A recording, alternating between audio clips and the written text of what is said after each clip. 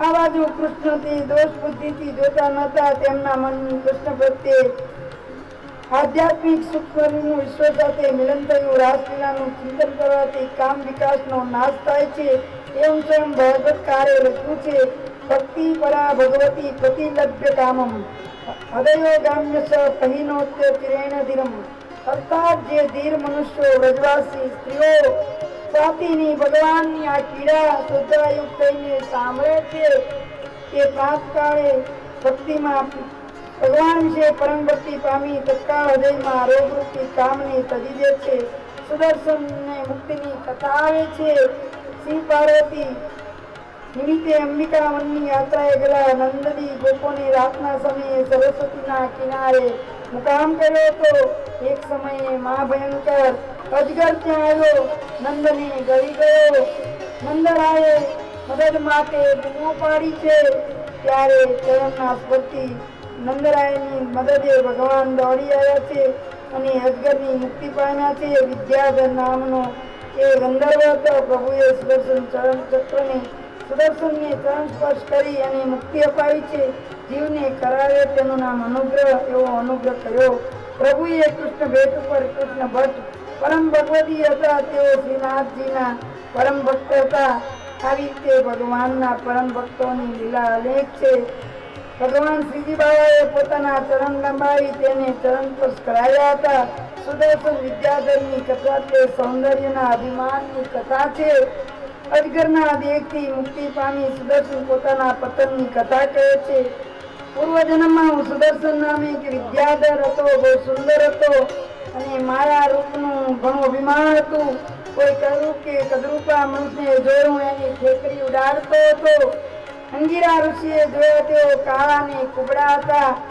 તેમને જોતા મને હસવું આવ્યું. ઋષિએ કહ્યું, અધમ તારી કરુપતા જોઈને મારી કરુપતા જોઈ તું હસે છે. શરૂરથી હું કદરૂપો છું, પરંતુ મને અને અંતરથી હું સુંદર છું, સત્સંગી છું, તપદાર અને કૃતિને સુંદર બનાવી છે. આ કૃતિ ભરીને કદરૂપી હોય મારા શરીરને ન જો, મારા શીલ અને સ્વભાવને તું જો.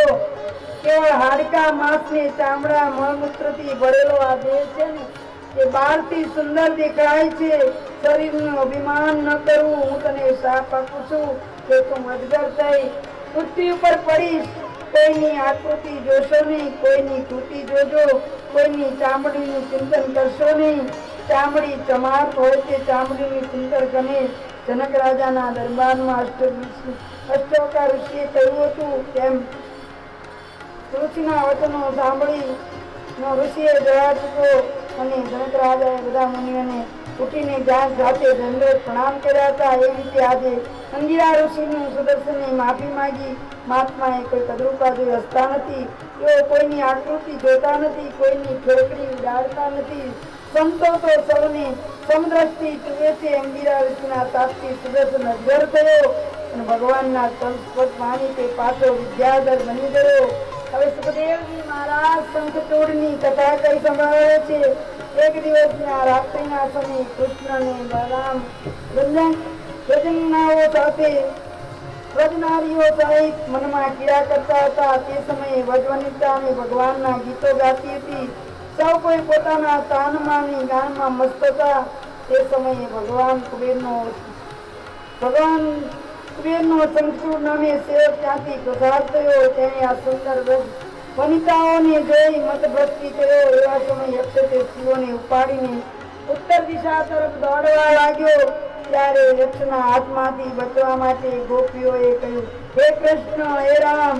આચરનાથ સાંભળી કૃષ્ણ યક્ષની પાછળ પડ્યા. યક્ષની માયાજાળ છેદી તેઓ યક્ષ પાસે પહોંચી ગયા અને પોતાના પ્રાણ બચાવવા યક્ષો ગોપીજનને છોડી નાસવા લાગ્યા. બલરામ સ્ત્રીઓની રક્ષાર્થે ઉભરાયા. કૃષ્ણ યક્ષની પાછળ દોડ્યા. કૃષ્ણે યક્ષની નજીક પહોંચી તેના માથા પર મુષ્ટિનો પ્રહાર કર્યો, વધ કર્યો અને માથાનો મણી નહીં લીધો. પાછા વળી તેને સર્વ ગોપીજનને દેખતા તે મણી પોતાના મોટાભાઈ બલરામને આપી દીધો. અગાઉમાં અધ્યાયમાં ભગવાનની રાત્રિ વેળાનું વર્ણન કરવામાં આવ્યું છે. અહીંયા રાસલીલા વર્ણન થઈ, સુદર્શનનો મુક્તિ થઈ, શંખચૂડના વધની લીલા થઈ. રાત્રિના સમયથી છે. ગોપીજનો લીલા સાક્ષીભૂત છે. બધી લીલાઓ દ્વારા પ્રભુએ ગોપીઓના મનનું હરણ કર્યું છે. રાત્રિ તે લીલા ગોપીજનો પ્રત્યક્ષ જુએ છે, અનુભવે છે, પરંતુ દિવસના સમયે જ્યારે તેમને ભગવાનનો સાક્ષાત સંબંધ નથી થતો તે સમયે કૃષ્ણ લીલાનું ચિંતન કરે છે. કૃષ્ણની વેણુ માધુરીનું ગીત ગાન કરી રસાનંદ પ્રાપ્ત કરે છે. ગોપીજનો રાસલીલાના અનુભવથી હશે કેવળ ભગવાનમાં મન લગાવી ગોપીજનો ભગવાનના ગુણાનાદ કરે છે. ગોપીઓ વેણુ ગીત છે, ગોપી ગીત છે, યુગલ ગીત છે, ભમર ગીત છે, મહર્ષિ ગીત, આ પાંચે ગીતો સ્ત્રીજનો દ્વારા ગવાય છે. ગોપીજન રાસ પંચાધ્યાયમાં રાસના ભાગરૂપે ગાવામાં આવેલું છે. વેણુગીત યુગલ ગીતમાં ગોપીજનનો ભગવાન કૃષ્ણની મધુર વેણુ માધુરીના રૂપ તરીકે ગાવામાં આવ્યો છે. ભમરો ગોપીઓને ઉપદેશ માટે આપવા માટે આવ્યો છે. ઉદ્ધવજી પ્રેમના પાઠ શીર્ષક આવ્યા ત્યારે મહર્ષિ ગીત ગાવામાં આવ્યું છે. કૃષ્ણની રાણીઓ દ્વારા ભગવાન પાસે દાસ્યની યાચના કરતું ગીત છે. યુગલ ગીત શરૂ થાય છે. યુગલ ગીતના પહેલા શ્લોકમાં ગીતનો આરંભ થાય છે. છેલ્લા શ્લોકમાં ગીતનું ફળ વર્ણ્યું છે. શ્લોકના બબ્બે જોડકાના ભાવ પ્રકાશ કરેલ છે. યુગલ શ્લોકમાં કારણે બીજાના તેનાથી ઉદ્ભવતું કાર્ય વેણુનો સાધારણ કરતા ભાવ પ્રભાવ બતાવ્યો છે. રાજસ્ત્રી જાત છે. જીવો જે અપ્સરાઓ, ગાયો અને નદીઓ વેણુનાથનો અનુભવ કેવી રીતે બતાવ્યો છે. ત્રણ પ્રકારનું છે: સાત્વિક, કામિક અને રાજસ. પુરુષ જેવા કે વૃક્ષો, પક્ષીઓ, મેઘ. ત્યાર પછી ત્રણ પ્રકારના મિશ્ર જાતિના બ્રહ્માદિ દેવો, ગોપીજનો, હરણીઓ ઉપર વેણુનાથની અસર થાય છે. 11મા યુગલમાં જે તે જીવોના તાપ દૂર કરવાનો પ્રકાર છે. 12મા યુગલમાં સર્વસાધારણ લીલાનો અનુભવ બતાવ્યો છે. વામ ભાવ ઉપર વામ કપોલમ એટલે કે ડાબા ભાવ ઉપર ડાબો ભાગ જેમણે ધારણ કર્યો છે એવા ગોપીજન વલ્લભ પોતાના કોમળ આંગળી વડે પોતાના હોઠ પર સાધારણ કરેલી વેણના છિદ્રોને દબાવી તેમાંથી જગત સમસ્તનો મોહ પમાડે તેવો સ્વરૂપ ઉત્પન્ન કરે છે.